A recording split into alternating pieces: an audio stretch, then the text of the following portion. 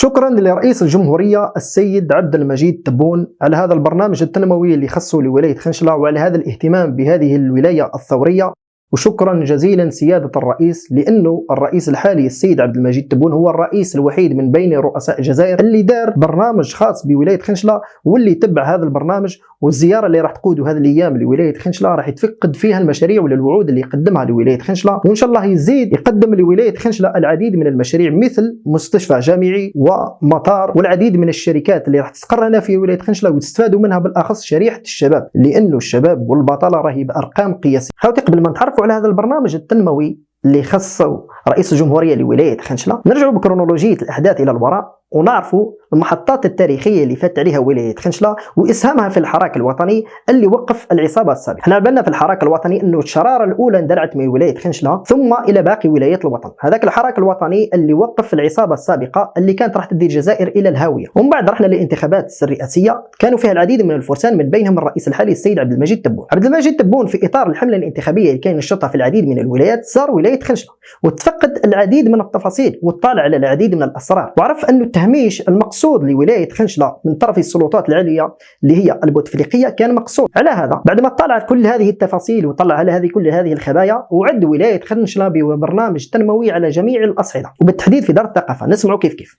أنا نعطيكم عهد وهذا نوفمبر وحسبوه من عهد نوفمبر خنشلة يكون لها برنامج خاص. هنا الرئيس الحالي عبد المجيد تبون قدم وعود كبيرة وسخية جدا لولاية خنشلة. ولاية خنشلة مضيافة أكيد مشات معاه في الانتخابات وفوتات عليه وفاز في الرئاسة السيد عبد المجيد تبون. وكان أول اجتماع تاعو مع الحكومة ذكر ولاية خنشلة وذكر من العديد من البلديات الخنشلة، ذكر بابار، ذكر الفايس، قيس، بولفريس، ذكر بوحمامة وذكر حتى الريس.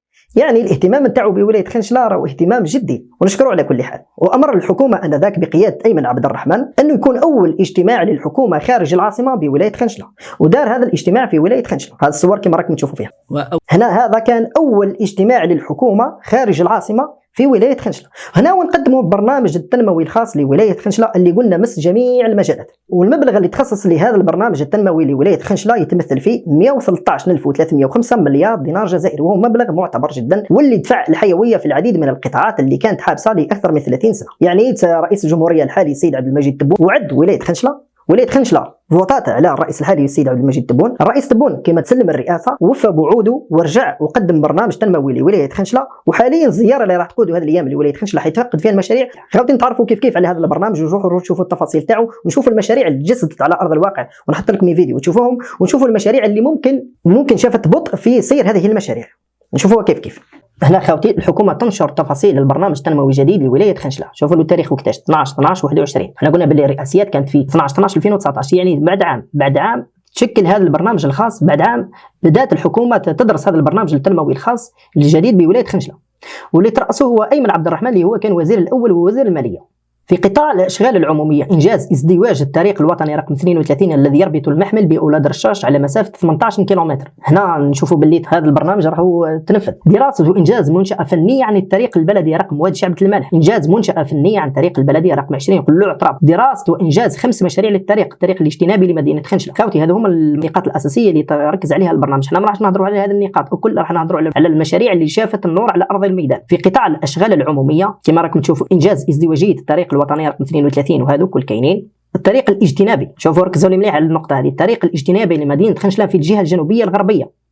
ممكن هذا الفيديو نتاعو نشوفوه كيف هذا الطريق انجز. هذا الطريق انجز ممكن الفايده تاعو ما راح تكون حاليا راه شنو في القريب العاجل راح تنفع ولايه خنشلة وراح تخلي ولايه خنشلة متفتحه على كل الجوانب وراح تخلق حلول الطريق انجز ممكن الفايده تاعو ما راح تكون حاليا راه شنو في القريب العاجل راح تنفع ولايه خنشلة وراح تخلي ولايه خنشلة متفتحه على كل الجوانب وراح تخلق حلول للمواطن الخنشلي ولا اي واحد يحب يستثمر في ولايه خنشلة. والنقطه هذه الاساسيه اللي هي عصرنه وتعزيز الطريق الولائي رقم 8 الذي يربط ششار والسيار والميت على مسافة 66 كيلومتر.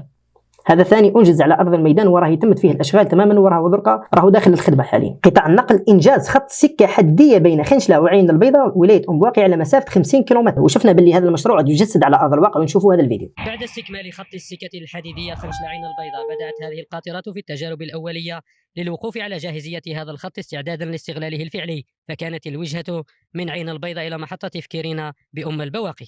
وفي ما يخص قطاع الموارد المائيه نشوفوا هذه النقاط. حنا نهضروا على النقطه الثانيه اللي هي انجاز وتجهيز محطه معالجه مياه الصرف الصحي ببابار. في القطاع نتاع الموارد المائيه قلنا باللي النقطه الرابعه اللي هي دراسه ومتابعه انجاز اشغال اعاده تاهيل شبكه المياه الشرب لمدينه خنشله. هذا البرنامج تنفذ على ارض الميدان لكن ماهوش متم، بالاخص في حي النصر وفي حي السعاده. كوارث الناس اللي تكون في حي السعاده وحي النصر يقدروا يحطوا لنا في الكومنتار صور تاع التاريخ ولا نتاع عدم اتمام من طرف المقاول وخلى الخدمه على النص، تقدروا تحطوا لنا تصاور في الكومنتار. قطاع الصناعه دراسه وانجاز منطقه نشاط في بغاي، هذيك شغل الزون الاندستريال في بغاي وكاينه واحده في بابار. هذه زوج مناطق هذو هما اللي راح يوقف عليهم رئيس الجمهوريه وراح يشوف الناس اللي مدت الملفات وراح تستثمر في هذه المناطق الصناعيه اللي هي منطقه الصناعيه بغاي وبابار.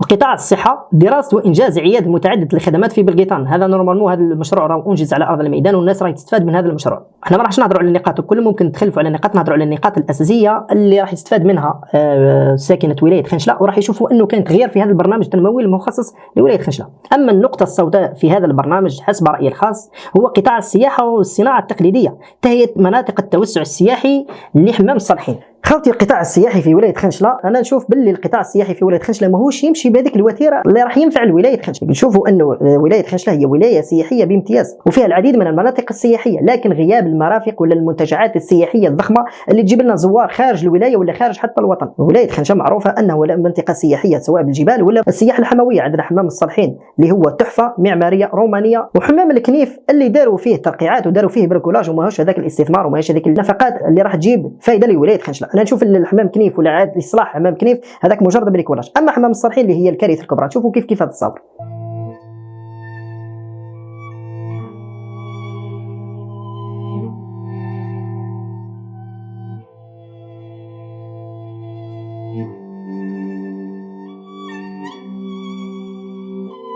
هذا حمام الصالحين. الناس اللي موالفين يروحوا لحمام الصالحين قبل 20 سنه ما كانش حمام الصالحين، الناس الكل كانت تسترزق من حمام الصالحين، الناس الكل كانوا يروحوا لحمام الصالحين ويفضلوا هي الوجهه المفضله عند العائلات وعند ساكنه ولايه خنشله. لكن حاليا حمام الصالحين وانا ما على باليش اللي يسير في حمام الصالحين سواء بلديه بغاي ولا يقولوا بلي مؤسسه خاصه من قالما. المهم الحمام الصالحين في ولايه خنشله راهي كارثه. ونشوفوا هذا التاريخ هذا في الليل اخوتي، هذه تصورت عندها يومين. حمام الصالحين في الليل هذه طريق حمام الصالحين.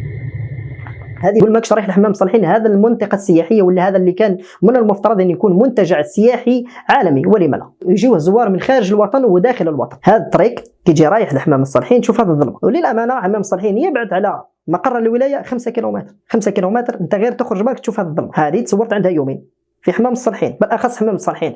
والنقطه الثانيه اللي ما نشوفش فيها حركيه كبيره اللي هو قطاع الشباب والرياضه. هذه النقطه تقول اصلاح وتهيئه البنى التحتيه للشباب والرياضه. خوتي هذه النقطه اساسا انا نشوف باللي قطاع الرياضه في ولايه خنشله حتى هو ثاني يندرج ضمن البريكولاج. اعاده اصلاح الملعب اللي نسميوه ملعب الياسمك اللي هو ملعب حمام عمار، مجرد بريكول وماهوش هذاك الملعب اللي بمواصفات فيه نوع من المواصفات الحضاريه اللي كنا نتمناو حنا نشوفوها في الملعب. حتى الملعب هذا تاع نسيغه الترقيعات اللي داروها فيه والبريكولاج اللي داروا فيه ماهيش هذيك المشاريع الكبيره اللي تنهض بقطاع الرياضه في ولايه خنشله، بالاخص ان نلعبوا في المحترف الاول. ماذا بينا احنا ثاني يكون عندنا ملعب كبير اللي كيجيونا الناس منه من يشوفوا ملعب بمقاييس فيه نوعا ما مقاييس مقبوله. هذه نقطه سلبيه وهذه نقطه سوداء وماهيش هذيك اللي كما كنا نستناو فيها. نروحوا درك لقطاع التجاره، دراسه وانجاز وتجهيز سوق التفاح بالجمله.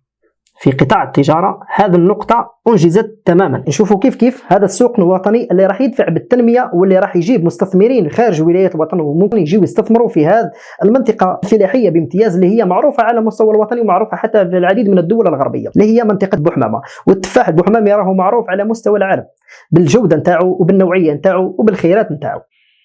من المرتقب أن يتم استلام مشروع السوق الوطني للتفاح ببلدية بوحمامة بخنشلة خلال الأسابيع القادمة، مشروع يعد الأول من نوعه على المستوى الوطني. في النهاية خوتي هذا هو البرنامج التنموي، هذا هم النقاط تاعو. احنا ما ذكرناش وما هضرناش على النقاط، جميع النقاط ركزنا على العديد من النقاط الأساسية وشفنا النقاط اللي تجسدت على أرض الواقع، وشفنا أنه النقاط اللي كانت مجرد بريكولاج. ولا في قطاع السياحة الغموض اللي كان في قطاع السياحة بالأخص في حمام صالحين وفي حمام كنيف، البريكولاج اللي كان في حمام كنيف، ولا الحالة المزرية اللي عليها حمام الصالحين. وإن شاء الله في هذا الفيديو البسيط وفي هذا الفيديو المتواضع قدرت نتحدث على هذه النقاط الأساسية، ونشكر رئيس الجمهورية ونزيد ونشكر رئيس الجمهورية على البرنامج التنموي اللي قدمه لولاية خنشلة، وعلى هذه المتابعة وعلى هذا الاهتمام لولاية خنشلة. شكرا سيادة رئيس الجمهورية على هذا الاهتمام وعلى هذا البرنامج التنموي. السلام عليكم ورحمة الله وبركاته.